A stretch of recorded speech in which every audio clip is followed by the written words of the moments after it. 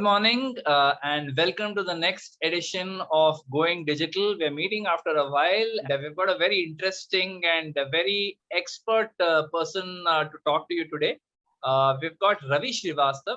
Ravi Shrivastava is a senior director at Blue Yonder, the erstwhile JDA. He is an alumnus of SPJ Institute of Management Studies. He is an MBA in Information Management and Operations. And he has been a practitioner of supply chain for a whole 20 years. Right after his MBA, he's been in this field all through. And he is also a fellow of Blue Yonder, a sort of a recognition of sorts within Blue Yonder. So a great privilege to have him with us here today. So welcome to the Going Digital show, Ravi, and thanks for joining us today. Thank you, Siddharth. Thank you for your invitation to be part of your show. It's really a pleasure to share my views on this topic. Great. So, Ravi, our topic of discussion today is around integrated business planning. So, why don't you just demystify this very exotic sounding phrase? What is this integrated business planning? Okay, very good question, Siddharth. As you can see that in whole industry, the lot of terminologies are floating around. Some called IBP, some says SNOP, some say SNOE. There are a lot of words floating around. But when we look as a company, as a process, we call IBP is a more integrated planning, and we call that as an SNOP process. This is primarily a monthly process driven by executive and senior management, with the whole objective to come up with a one consensus plan, looking into your demand plans, supply plans, and the financial all integrated together to set the goal setting. And once you have this plan ready, this require a cross-function alignment from your different functions, sales, marketing, to the production, to your financial team, all come together to have one plan. As this is a strategic process, lot of decisions making is involved, and to make those decision making, lot of scenario planning, risk and opportunity discussions are also happen as part of this process. And this will make the plan more robust, taking a view of not only the short term but mid to long term decisions, strategic decisions, which will help you to drive or steer a supply chain to meet your strategic priorities. So that's the overall focus of the SNOP we called about. There's another term we generally hear, and we say it's more a weekly process, which is sales and operation execution. So the plan you generate based on the SNOP, that will take as an input into the SNOP, so that planning and execution get more aligned. So that's why we generally differentiate as an SNOP, a monthly process, strategic target goal setting process, one plan creation, and SNOE is a process where you take the plan and readjust the plan as per the short-term demand and supply fluctuations. Got it. Thanks, Ravi. So, what kind of business issues or scenarios does one consider integrated business planning, and what kind of industries would receive value from integrated business planning? Yeah, so this SNOP, if you look into it, it is applicable. What we have seen based on experience applicable across industries, just that the nature that what kind of problem they are solving. So primarily SNOPs looked into your demand related issues to demand related plans, supply plans, and then financial. All three comes together to make a one single plan. So let me give you an example from both CPG, which is a more CPG industry, and the high-tech industry. So CPG, if you look into it, what are the typical demand risks people want to address as a part of strategic priorities? So some of those are related to your demand upside, downside, brand changes, availability become more important. Then promotions, you need to make a plan, competitor information. And with the COVID, the customer clusters are changing from one place to another. So these are the demand risks, which people would like to take a more robust decision, more agile decision around it. Linked to that, there can be a supply issues. If we have a promotion, what kind of my supplier plans, what is my capacity requirements? If I have to build some strategic inventory, what kind of investment I have to make? So those kind of supplier risk management also you do as part of this one, and then come back to your financial alignment. Similarly, if you go to the high-tech industries, where the component industries, where the lead times are, or semi-industry, I would say, where the lead times of the components are very high, and it's a long manufacturing time, where the mid to long-term planning, how much to allocate the capacity, how to do the long-term lead time components, buying and purchase decisions, hedging decisions, and then coming back to the allocations. If there's a shortage, how do we allocate to the customers? So that become a very strategic importance for the high tech. Last, I will bring more from the metals kind of industry or the cement, which is more commodity, which is a price dependent and exchange rate fluctuations, global demand supply situation. That's where the whole agility of taking a pricing call based on that, what is the impact on my asset utilization, meeting the demand satisfaction with the currency rate fluctuation, those become a very important decision from the supply as from the financial point of view. So these are the kind of business situations which we have seen that this is applicable across. And with the COVID coming in the last 1 year, the whole supplier disruptions, customer dynamics are changing. This become more rigorous across industry. Is there a particular set of industries that will benefit more from integrated business planning vis-a-vis some which are not so well suited to it? Like, for example, process manufacturing, is it applicable there as well?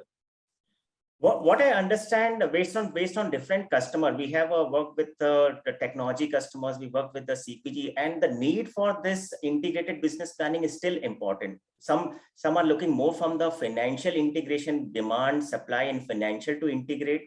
Some companies looking more from the mid to long-term strategic decisions because they need to take a call proactively. So it's just that the problem is slightly different based on the industry, but the need for the integrated business planning is still relevant across industries. Thank you. So, what benefits can, a company that implements something like this? This sounds, it sounds great, but what kind of benefits can somebody expect, and who are the stakeholders who will really benefit from this? Yeah. So from the benefit point of view, if you look at the very high level from the top line point of view, it's what we generally see is that overall shareholder return. What does it mean? It brings a customer service, revenue growth, cost to serve, and overall cash flow. This is a company's top priority that is significantly impacted by the S&OP, because S&OP, what we are saying, it's more your business orchestration process, right? This is driving your decision. So this is from the high level, what is the top line objectives or the benefit they can achieve. Looking from the operational point of view, what it really helps, that it will help you to come up with one single integrated plan across your sales plan, your production plan, and your financial plan. So this will bring, this will steer a company to work more efficiently to come up with one plan, and you don't come up with so many different plans to integrate it. Definitely, if you have totally one plan, then it will help you to make lot of strategic decision, tactical decisions, operational decisions more clearly, and your plan accuracy will improve. And this process, what we have seen, people started taking a lot of supply chain operating models, strategies, also getting discussed during this process. So this is a good way to steer your supply chain, changing the operating model, making your supply chain more resilient and agile. Those kind of strategic decisions also can be taken during this process. From the state, as you see the impact of this process is quite large. So the stakeholders, what we have seen is starting from sales and marketing team, product management for all your product launch plans.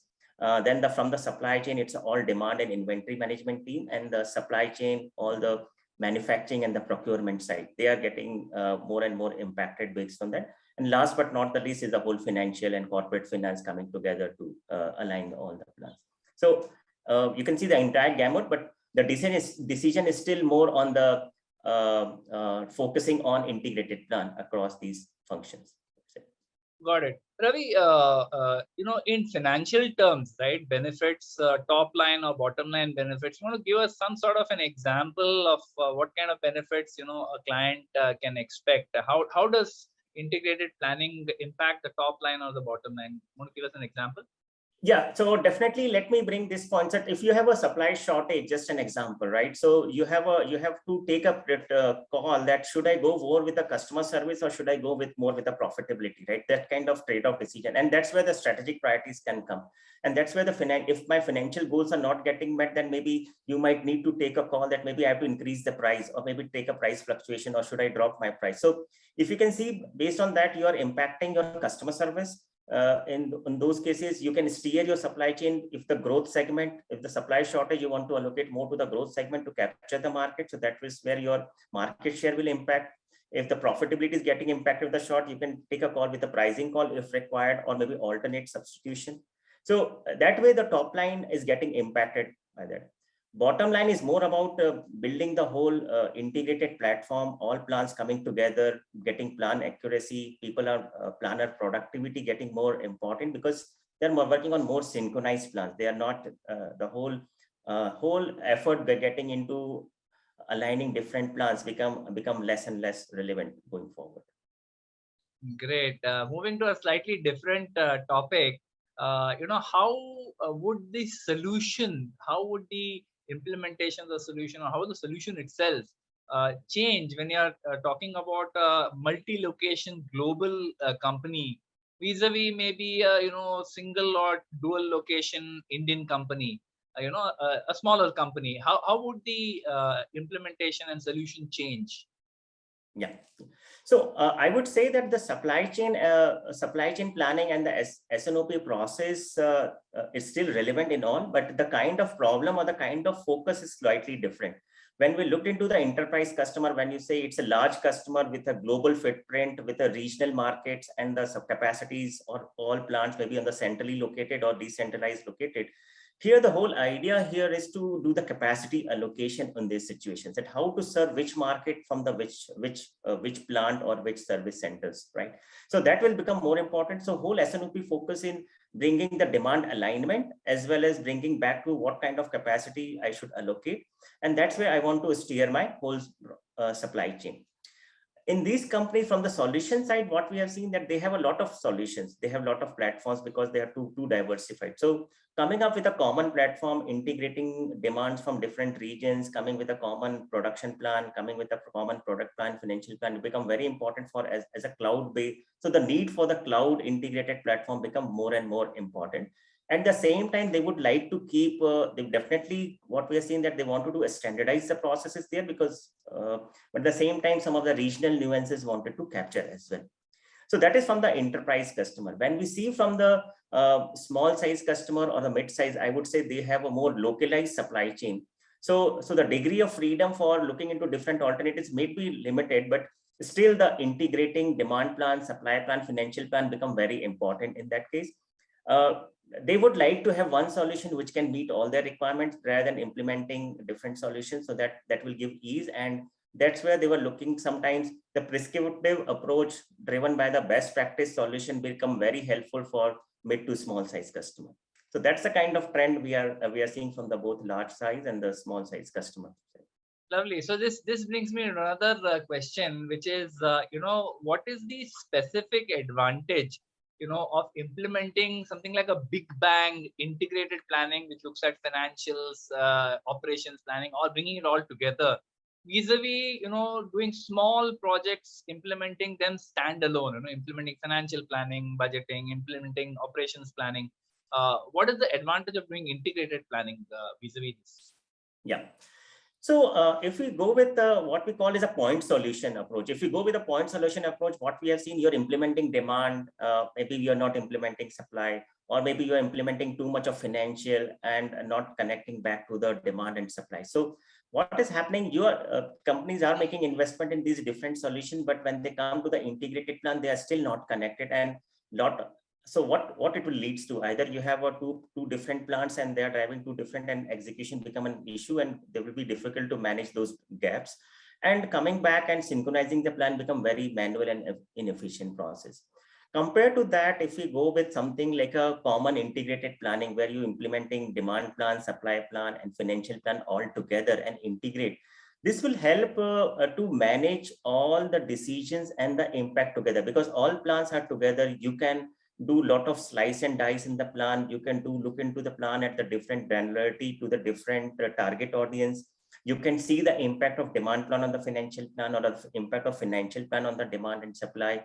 All these things can be correlated. You can compare month versus month plan, week on week plans. Those plans can be compared. And if there's a root cause or PDs or root causing, you have to do why the plan is deviating, you can easily do because everything is on the single platform. So root causing become easy, and that will help you to drive your accountability. So that is the overall advantage we are seeing, that bringing all plans together to the single common platform definitely give a lot of advantage and efficiency in the overall planning process. Great. Some lovely answers there, Ravi, very insightful.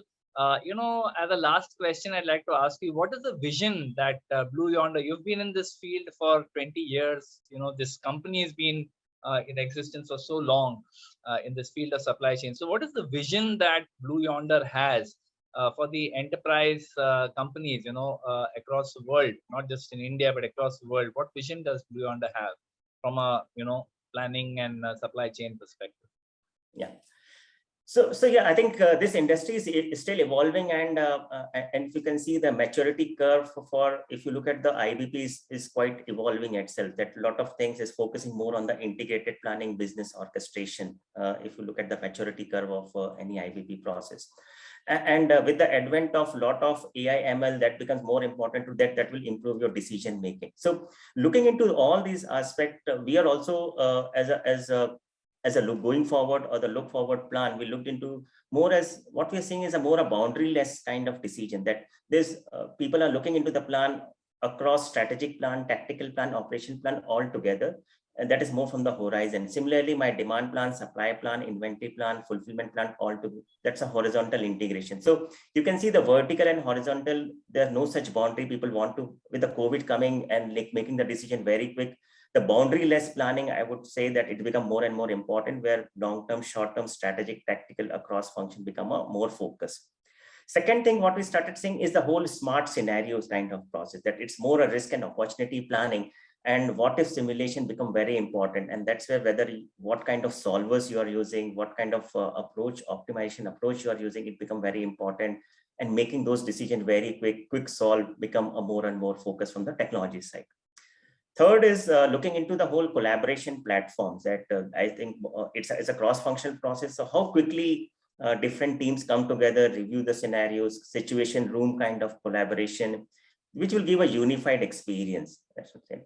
Fourth, more about is always on kind of feature, that nobody's wanted to wait. They wanted to make a quick decision. How can I capture my real-time event, plant disruption, supply disruptions, demand change, real time, and then quickly run my scenarios, don't wait for my cadence, and take a decision. And definitely that's where the whole AIML to predict and prescriptive approach become more and more important. So these are the basic building blocks where the thought process is, and that's where we are marking our journey to support our clients on those requirements. I would say these are the trends which are emerging, and these are the requests we're getting from all our customers. Lovely. Thank you, Ravi. I think these are some great insights for a person who's been practicing this for 20 years. To compress all of it into 15 minutes is no mean achievement. Thank you for your wonderful insights, and thank you for your time. It was a pleasure talking to you. Again, thank you, Siddharth. I think it's a great platform to share my views, my experience with you and with the larger audience. And it's really great pleasure to be part of this session. Thank you very much. Thank you.